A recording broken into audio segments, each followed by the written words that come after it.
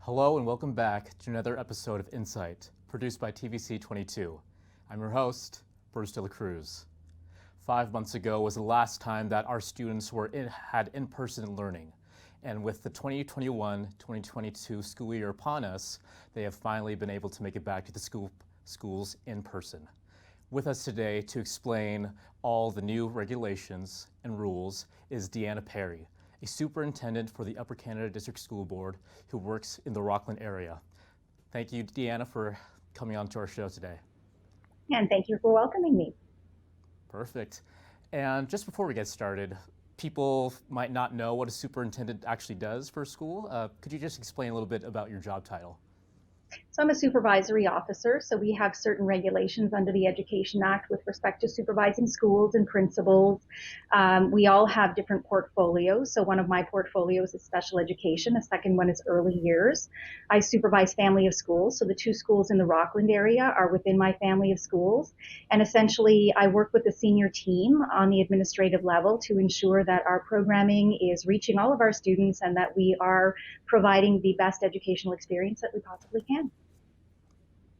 Perfect. I mean, it sounds like a big job. Mm-hmm. It's a very fulfilling job. Mm-hmm. Perfect. And so just kind of pedaling back, so the new school year is here. People are back in person for the first time in 5 months. Safety of the students and the staff is paramount. So what are some of the protective strategies that are here now? So very similar to when we had in-person learning during the last school year, we obviously have active screening that's currently going on, which essentially means that students screen prior to coming to school each day. We have masking that is mandatory for students in grade 1 to 12 and very strongly recommended as well for students in junior and senior kindergarten. Hand hygiene is something that is emphasized in our schools with our students, and physical distancing. So essentially we have a number of different practices in place to ensure that physical distancing is possible. Students are in cohorts, and all of the other measures that are in place with the personal protective equipment, etc. Perfect. And so I did hear that for the screening, for the first couple of weeks at school, students have to bring a confirmation of self-screening? Correct. So that's called active screening, and that's a measure that's been implemented by our public health units and following ministry mandate as well. So students must provide proof that there has been screening that has occurred when they come to school. So parents have a screening tool that they can access. It's posted up on the UCDSB website. It's also on our public health websites. And there's a form that is printed off, and students will bring that to school with them. And so my question is, why only for the first 2 weeks back to school? Why not throughout the entire school year should kids be doing that? So that's a measure that's been implemented by public health, and I don't have the background information on the reasoning. Evidently coming back into community after a lengthy break, it's essential to have higher screening mechanisms in place at that time because of the break that has occurred. So we'll see that screening go into place again after holidays and extended breaks from school. Okay, perfect.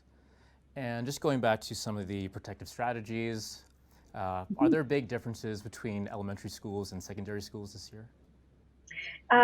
We have all of the same protective strategies in place with respect to the wearing of personal protective equipment, with the cohorting, etc.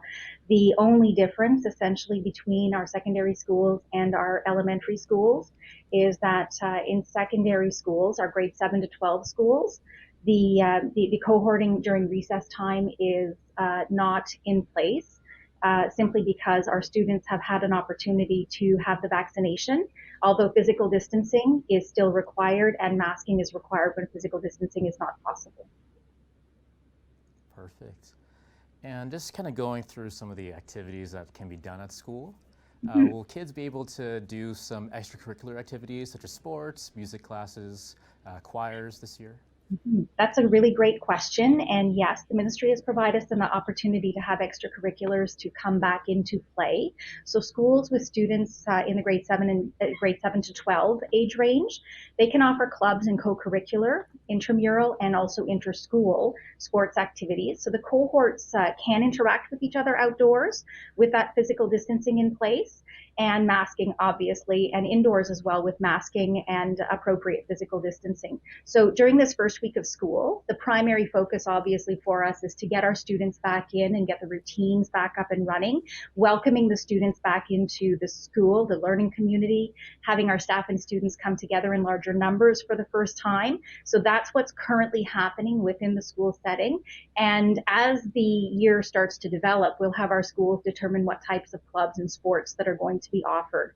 In terms of the offering of extracurricular, we are really working very closely with our public health units to make sure that we have all of the safety standards in place for active participation, both at school in that the intramural and externally going between different schools. Perfect. And just going forward with some of my questions, communication during this whole process is key. And so how have you made all these rules and all of the updates easily accessible for parents and students, just so they stay updated all the time? So we have a communications department here at the UCDSB, and our communications manager, April Scott Clark, works very diligently with her team to prepare communications that are posted out to our public. We have a COVID link on our main UCDSB webpage that provides up-to-date information, frequently asked questions for parents, and access to the different guides that we have. Information is shared on a regular basis with our principals. We have regular operational updates, and that information is then information that they can share with their communities through newsletters, Facebook, various social media sites. So the communication process has been very very well coordinated from the system level right through to the school level. Perfect. And just going off of that, are all parents and students on board with all the changes made? Are some of them just kind of iffy about it? So that one I can't comment on because I don't have a purview into each one of the schools. The process by which that we're functioning essentially is wanting to make sure that we're providing the most accurate and up-to-date information from our public health partners to promote what we need to see in schools to keep our schools open and to keep schools safe. Perfect. And just moving forward in some of my questions here. Some teachers feel that schools have opened a little too soon and they're still hesitant because of the fourth wave that might be upon us. Do you have any comments on that?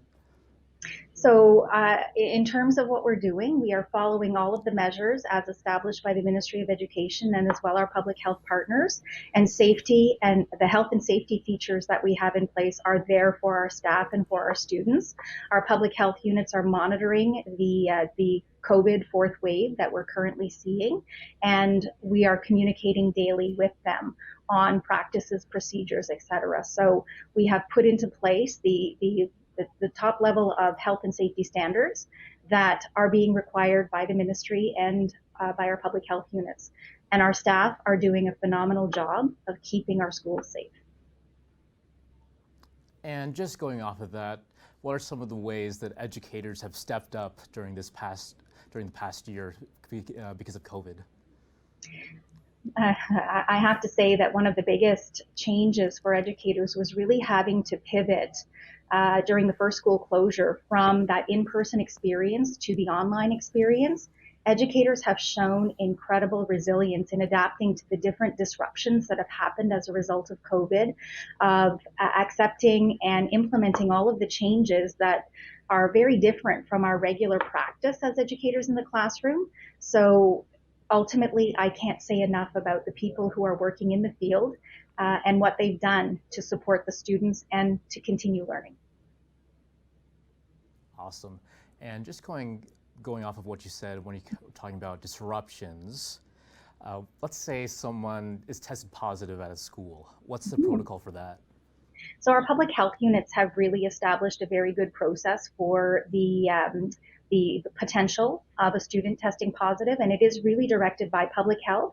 So there was a return to school guide that was prepared, and there's essentially a process that's been shared with our principals that our central team here is aware of, and communication is directed by the public health unit as well. So if we're made aware of a positive test case, the contact tracing is occurring with communication between school and the public health unit, and then there's follow-up information that occurs with parents as directed by public health.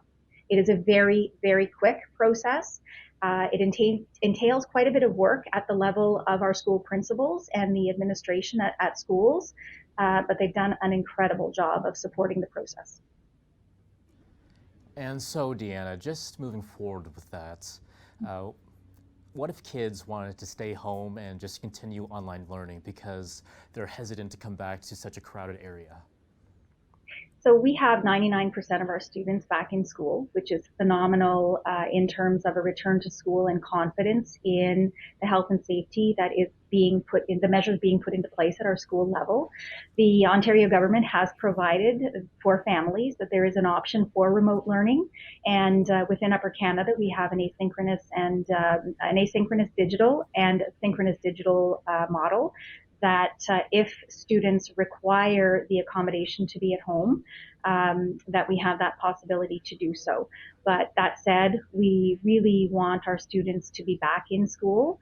It's the best place for them, and that connection piece is so important for our students to be with other peers and with their teachers in a learning community. Perfect. And just could you actually just explain what synchronous and asynchronous remote learning is? So synchronous learning is pretty similar to what we're doing right here, where there is a Teams call, which is what we use within the board, or it might be a Zoom call, depending on what board you're working in. And essentially, the teacher is teaching in the classroom, and a student who's at home is logging in real time to actually engage in the class with peers who are at school. Asynchronous digital essentially means that the student is accessing course material at a time other than when the actual class is being taught, and materials are posted up again through the same team site for the student. Perfect. Deanna, just looking back through the past year, it seems like the biggest theme when it comes to education is trying to find a balance between wanting to end the pandemic and going through multiple lockdowns, but also wanting to be able to provide education in person, which is much needed for kids that are in their formative years. So can you say that that's the same thing for the Upper Canada District School Board right now? I guess in terms of what we're looking at within the education system globally at this point is wanting to make sure that our students still have access to learning. They continue to learn. Our educators have been so phenomenal at flexing for the different models that have had to be put into place during the school lockdowns, and now coming back into learning are excited to welcome students back in. So ultimately, our focus really is on re-engaging learning, prioritizing what we need to do to help address any potential gaps that might be there for students. And really the biggest thrust at this point is the mental health and well-being, the welcoming back into community, the engaging students, and the engagement of staff and students together in that community when many of us have been isolated or in very small groups for a very long period of time. And just piggybacking off of what you said about mental health, what kind of support are you providing for staff and students who felt really isolated during the past year? But it even goes beyond, if I can say, beyond just the feeling of isolation. It really is the whole welcoming back into community where it is overwhelming to have people come back in larger groups because we've not been used to that. So we have a whole gamut of different resources and supports that are being put in place for mental health. School Mental Health Ontario has been a very key organization providing us with resources and supports. Right now our schools are engaging with a resource called the First 10 Days from School Mental Health Ontario about re-engaging, reconnecting, knowing who is somebody that you can speak to, learning about pathways if there's a need to look for more intense care for mental health and wellness. And our month of September is really prioritizing all of the different types of resources and supports, and it's going to underpin what we do for the remainder of the school year. That's perfect, because right now kids' mental health is just top priority right now. And so just kind of going forward, Deanna, you did mention something called gaps in learning, Yeah. if I understand it correctly.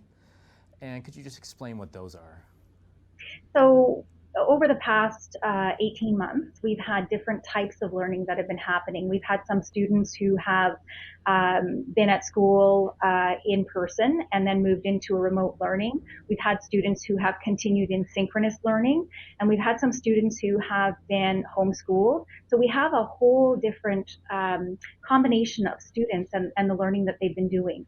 And the teachers have kept track of the learning that has been happening, but we have different groupings of students now coming back together. And there have been disruptions in learning as we moved between in-person to the lockdown situation. So the gaps may be there. We don't know. What we need to be doing is assessing where our students are in their learning. And that's another emphasis during our month of September, really equipping our schools with the ability to do some quick assessments to meet the students where they are and then prioritize what we need to do next in order to move them to the next level of learning. It's something that we do in regular time. It is particularly important as we move back into the learning environment in this school year. And Deanna, let's say if you find some learning gaps between different students, what could the long-term effects be if they're not addressed right away? So that is something that's very, very difficult to predict. I can speak more quickly about, or more precisely about, if we do recognize that a student has gaps, we have a number of measures in place to address what the students need in order to close the gaps or assist the student in reaching the next level of learning. So things like guided practice occurring in our schools where small groupings of students are working specifically on targeted areas, different types of interventions, experiential learning to bring in what our students may have learned outside of school during this time, essentially supporting learning so that we are capturing any gap so that a student is able to reach full potential and move on into a successful life. Perfect. And Deanna, the Ford government announced the introduction of vaccine passports. Mm-hmm. And how will that affect the Upper Canada District School Board? So as everybody else who follows any news media knows, that announcement was made, but we don't have any specific information about what that could be in the school area. So I am not able to provide any information on that. Okay, and so right now, what's the policy right now? Do kids have to be double vaccinated or just single vaccinated to be able to go to school in person, or? So at this point, we don't have a policy in place for our students. We are following the public health recommendations and providing information from our public health partners about the importance of all of the different measures, including vaccination, to assist with the limiting or preventing the spread of COVID. Perfect, Deanna. I just want to say thank you for coming on to our show. I think that's all the time we have today. And again, thank you for coming on to our show. Thank you very much, and be safe and be well. Thank you again. For TVC 22, I'm Bruce of the Cruz, signing off.